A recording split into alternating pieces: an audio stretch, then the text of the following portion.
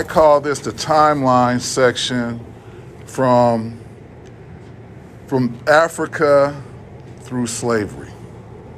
And I start this section off with the founder of the African American Black History Month. It started off as a week, but Carter G. Woodson was the one who started it. And this was the letter he sent to Congress to make it a law, because he wanted people to understand the African American culture, because there was a misunderstanding about that. So what I did was I put things with Africa right here, and then go to the transatlantic slave. And when they talk about the Black Holocaust, and a lot of slaves died on that journey. And then from there, I go to slavery. And when slavery, it was the economic base of the South. Slaves were mistreated. When you talk about that. But then what was interesting is after slavery, everybody thought slavery was over after the slaves got emancipated. It just changed. And the way it changed was they came up with these laws. So that's why you got your Jim Crow laws. You had sharecroppers who were tied to the land and always in debt. They had,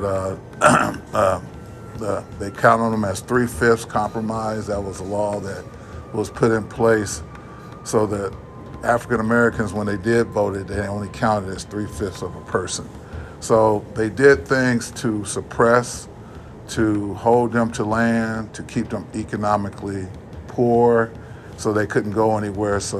And then you got the prison lease system, where they just, because of Jim Crow laws, they broke the law, they got sent to prison, and then they worked for other people while they were in prison. So slavery really existed a long time after slavery was supposedly over. It was just in a different form. Then after that, because of lynching and because of poor wages and being mistreated and Jim Crow laws, then that caused what's called the Great Migration. And the Great Migration was when blacks left the South and went to the Midwest, to the East Coast, and to the West Coast. All right.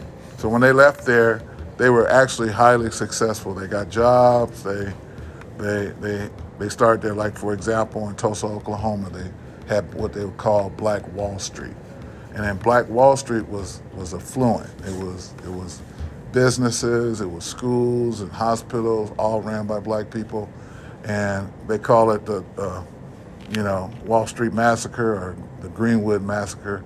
And something happened, and there was a mob and riot, and they destroyed it. So then that pretty much kicked off what was called the Civil Rights Movement.